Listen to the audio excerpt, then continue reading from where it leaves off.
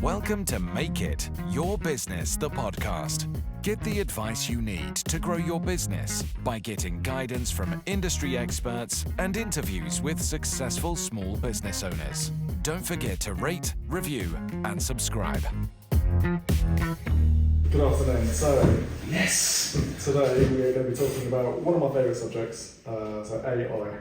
And specifically how far it's come to date, how it can help you if you're a business owner, small business owner, and yeah, because there's been some really exciting releases. I was going to say, this is ChatGPT, I'm guessing, is prompted this. Exactly. Yeah. This chat. Was it November? December. Beginning of December. Yeah. It was. Did you read that stat that it took?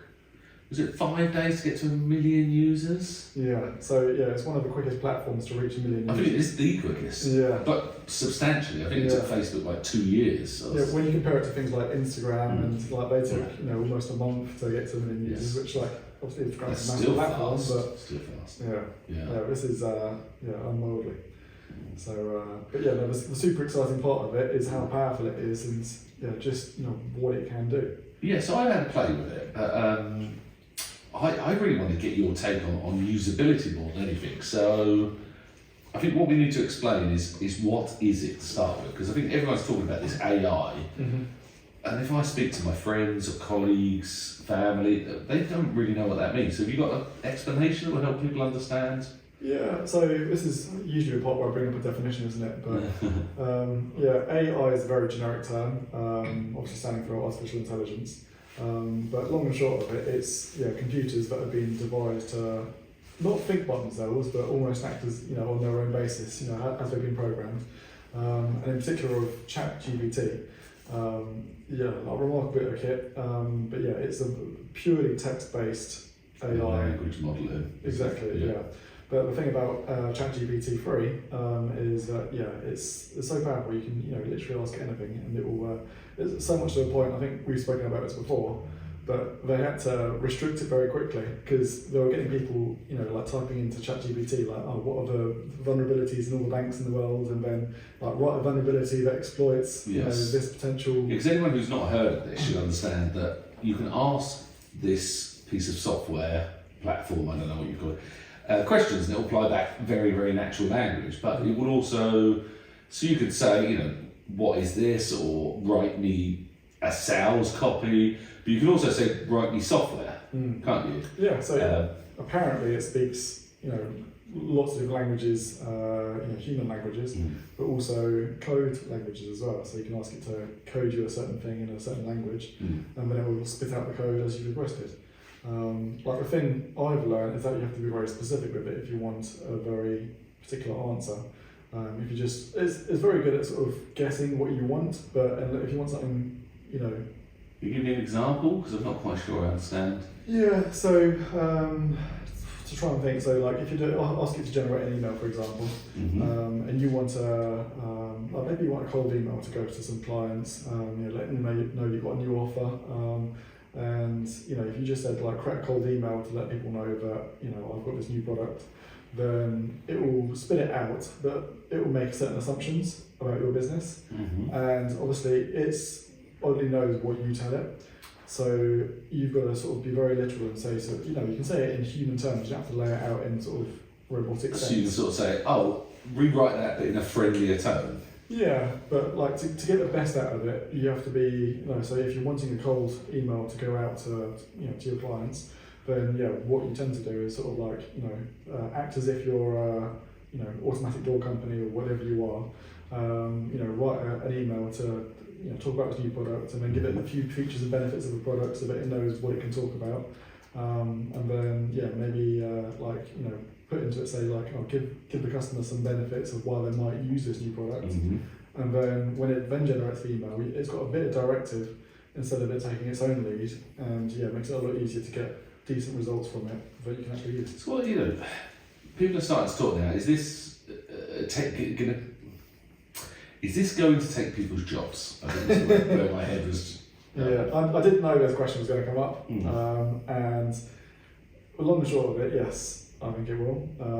We're probably at a point of like the turning point. Like, it's very exciting, well, depending on what side of the table you sit at. But it's very exciting the point that we've come to. It's only going to grow from here exponentially. Because I have a different understanding towards it, or a different opinion, I should say. Okay, so I'm going to go back. I remember sitting down with a software engineer who was a bit older than me.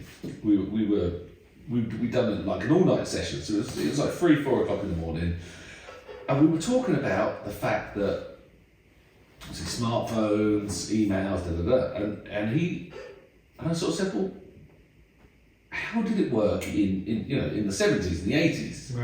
Yeah. You were early in your career, and his view on it was like, to be honest with you, we just did less. We did less work, but obviously we were paid less. The work, like expectations were less. So when I take that view and I take that aha moment and apply it to now, I'm not so sure this is going to take people's jobs. The optimist in me thinks, well, actually, this might just assist. So let's hypothetically say you are a copywriter. And you'd say, right, your job's gone, but actually, is it a case of utilising this tool, and then you're just like checking and modifying? Does that make sense? You might be like managing a volume as opposed to being the one physically doing. Okay, so at the present stage, let's go with your presumption that it can assist your job. Yes. Make you more efficient at what you do. Yes. So it can increase your productivity. Does that not resonate with you? Yeah, no, it does, yeah. So I'm just using that as a theory, so that obviously if you've got 10 people doing the same job, and it increases productivity of each one by 10%, then theoretically, you're one person down. You're one person down, so you can get those 9 people doing the same job that the 10 people did. And that's what, yeah, and then one person's out of job. But is that short-sighted? Because, okay, so say for yourself, right? So you're in marketing. When you were born, the internet didn't exist. So by definition, your digital marketing job, web designers didn't exist, marketers, digital, even marketers did, but in the true sense of like the offline advertising. Yeah. But like, we can't envisage what we don't know. That we as humans, no, hear me out. Yeah. Humans are really bad at predicting the future, aren't we? Really, if you look at it. Yeah, no, you're right. So like jobs spring up from all sorts of different, inventions and all sorts. But then also, jobs decline because people don't use certain things anymore. But economies always go up. Sort of countries' turnovers go up, don't they? I'm using always. I'm looking at historically. It's always trajectory. As you say, some jobs just don't exist anymore. Like people who used to repair typewriters. We don't use typewriters anymore. They don't exist. Those jobs are gone. Absolutely. Yeah. But then look how many jobs have been created by new technology. Yeah. So I don't know. The optimist in me is a bit like, well, let's not be doom and gloom on this. This is just to me is ushering a new era. But you know more, which is why I bring it up. So I want to hear. And for the small business owner, I think there's now you can integrate a lot of these AI, whether it's Jasper or ChatGPT or any other top form of it, you can integrate it with your business. So a lot of them link with apps and software like Zapier, which I think we brushed on before, but basically allows you to, if something happens, then do this. Yeah, I think we need to have a chat and do an episode on automation, because I think some people would be really interested to get some examples of what you can do. The little bit of tweak and work, you can really get some serious output, can't you? And so how does that link in with this new AI? Well, so you can use it with Google Sheets, where you can get it to create emails. And then once it's created the emails, you can get it to send via Zapier to a selected list of contacts, and then get it to ping out emails. Oh wow! So Zapier is crazy because it connects with loads of other apps, whether it's Google Sheets or Gmail or Zapier. Yeah. So Zapier.com, and it's super useful for integrating lots of different apps together. It gives you lots of suggestions of what you can do with certain different apps. A lot of the time you need a trigger, so you need something that causes a chain reaction. In the small business world, if you can streamline as much of your processes as possible, then less staff, less cost. Yeah, it saves time, whether it's your time doing bits or one sense of using Zapier for automating bits in a small business might be take a picture of the receipt and then you send it to a particular email address. and then that email address is linked to Zapier. So as soon as it receives an email to that email address, it will then automate it into your accounting software and then link it up and set up And save you having to manually enter it, hours and hours of data entry, automated. Yeah. It's amazing. Have you got some other? Do you know what? We've gone off track actually. No, we'll come back to automation on a different episode. Let's talk about this AI, because honestly, people are going mad on that. You know, I've seen examples. I've not fact checked them, but I've seen videos and articles about people talking about software for trading being written. Yeah.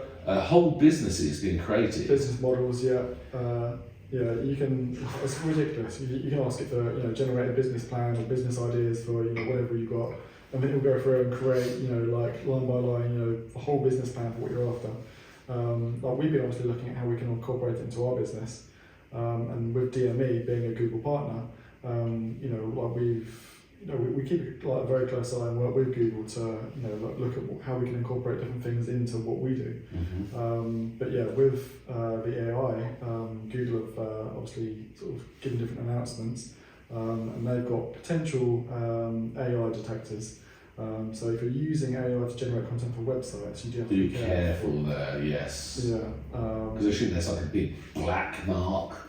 If it's not now, then it will be in the very short future. And you would have forgotten you didn't put that on your website. Yeah. So you need to be careful. Any tips for overcoming that? We'd always suggest using AI at its current state, because it's evolving all the time, obviously. Use AI in the current state to aid what you're doing, as opposed to for using it to say if you're writing a blog post, use it for coming up 10 different ideas for the structure, structure, and then the actual detailed wording of it. Jasper's great because it helps you come up with a bulk of content, but make sure you're individually humanising. Exactly. Yeah, it's not going to be 100% perfect. And ChatGPT themselves, if you're using ChatGPT, they've already said that it's not 100%. What it spits out is gospel. So could you check? I was going to say chat. Can you talk to the fact that a lot of people that will be listening or watching this won't be digital businesses, and remove the fact that we genuinely believe that every business is a digital business. But we use the phrase bricks and mortar. But let's imagine the owner operator does not believe they're a digital business. How does this AI chat program software affect them on a day-to-day level? That's a good question. It obviously depends on business to business cases. But yeah, if you've got emails that come in and you have to sort of write lengthy emails back to clients, or even if you're not as such a digital business, you're still going to be sending emails to whoever it is. And if you need to generate a proposal document or so you can take an email, say you've had a particularly difficult question, or you can paste that in and say reply to this. Yeah, you can. You have to be a bit more specific. So, obviously reply to it, and then put in the structure of what you want, and then it will sort of compose the email. Do the physical and type in. Yeah, but it's very important. When you do things like that, to give it a tone and give it a sort of, give it directive, so that it knows, how to speak and how to reply. Because it doesn't you just chucking in, a client's email or whoever it is. It doesn't know how you're supposed to respond to that without saying it.